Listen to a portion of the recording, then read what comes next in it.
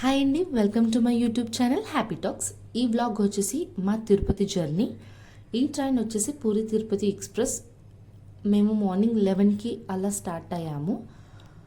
మేము second AC అయితే book చేసుకున్నాము. సెకండ్ ఏసీ సో దట్ బేబీతో మాకు ఇబ్బంది అవ్వకూడదు అని చెప్పి. సెకండ్ ఏసీ అయితే కొంచెం కర్టెన్స్ అన్నీ ఉంటాయి, ఫీడింగ్ వల్ల ఏ విధమైన ఇబ్బంది ఉండదు అని చెప్పి. ఆల్మోస్ట్ మేము రీచ్ అయ్యేసరికి నైట్ 10-10:30 అయింది. స్టేషన్ అయితే చాలా రష్ ఉంది. ఇంకా మేము బయటకు వచ్చేసాము. బయటకు వచ్చేసిన తర్వాత క్యాబ్ అయితే బుక్ చేసుకుని మా రూమ్కి అయితే రీచ్ అయిపోయాము. ఇంకా నెక్స్ట్ డే 8:30-9కి అలా మేము కొండ మీదకి అయితే స్టార్ట్ అయ్యాము. బస్ స్టాప్కి వచ్చేసి బస్ అయితే ఆర్టీసీ ఏసీ బస్ అయితే ఎక్కాము. ఎక్కిన తర్వాత కొంచెం దూరం వెళ్ళిపోయిన తర్వాత వాళ్ళు ఒక దగ్గర ఆపుతారు. అక్కడ మనం టికెట్ అయితే తీసుకోవాలి. అప్ అండ్ డౌన్ అయితే ఈచ్ పర్సన్కి 200 పడింది.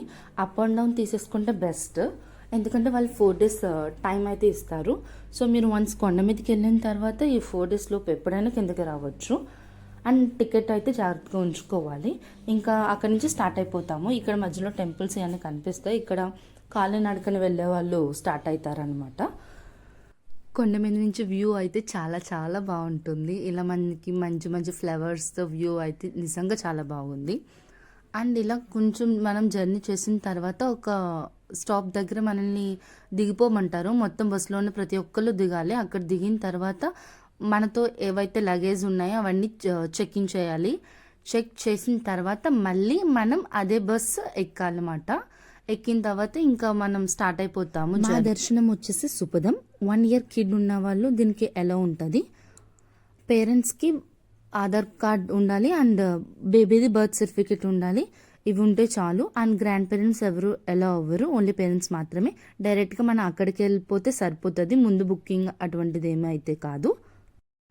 ఇంకా మధ్య మధ్యలో వ్యూ అయితే కొండ మీద నుంచి చాలా చాలా బాగుంది. మధ్యలో పార్క్ ఇవన్నీ కూడా వస్తాయి.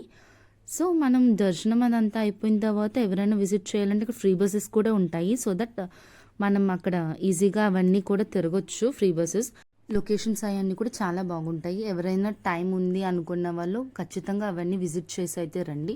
అండ్ కొండ మీద చాలా షాప్స్ కూడా ఉంటాయి, చాలా థింగ్స్ ఉంటాయి. కాకపోతే ఏంటి అంటే బార్గెనింగ్ సరిగ్గా చేయాలి. వాళ్ళు చాలా రేట్స్ ఎక్కువ చెప్తారు.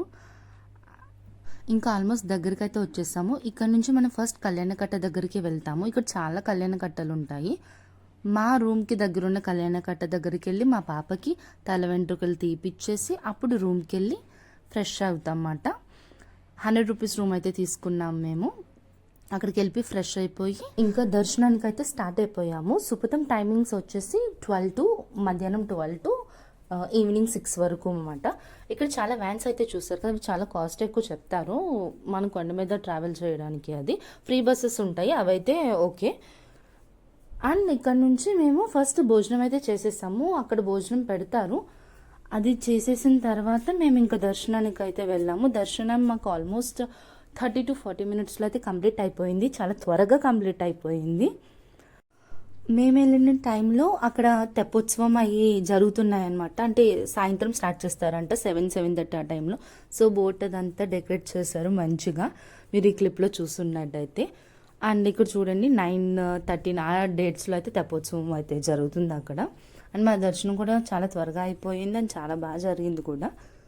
అండ్ మేము ఇంకా వేరే ప్లేసెస్ అవన్నీ చూద్దామని చెప్పేసి అనుకున్నాం, కానీ మాకు అంత టైం లేదు. ఎందుకంటే నెక్స్ట్ డేనే మాకు ట్రైన్ వందే భారత్ ఉంది. సో మాకు అంత కొన్ని ఫొటోస్ అయితే దిగేసి ఇంకా రిటర్న్ జర్నీ కొండ కిందకి స్టార్ట్ అయిపోయాము. అండ్ నెక్స్ట్ డేనే మార్నింగ్ 7:15కి అయితే వందే భారత్ ట్రైన్ ఉంది. ఇది నెక్స్ట్ డే అన్నమాట.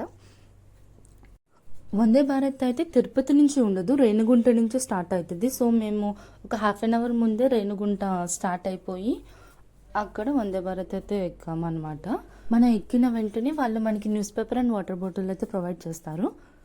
అండ్ అనౌన్స్మెంట్స్ వస్తూనే ఉంటాయి. నెక్స్ట్ స్టాప్ ఏంటి అన్నది, స్పీడ్ ఎంతలో వెళ్తుంది అన్నది కూడా మనకి చెప్తూనే ఉంటారు. మనం టికెట్ బుక్ చేసుకున్నప్పుడే మన ఫుడ్ ఆప్షన్ కూడా పెట్టుకుంటే వాళ్ళు మనకి ఫుడ్ అయితే ప్రొవైడ్ చేస్తారు. మేము విజయవాడ వరకు అయితే వందే భారత్ ఎక్కాము. సో వాళ్ళు మాకు టిఫిన్ అండ్ స్నాక్ ప్రొవైడ్ చేశారు.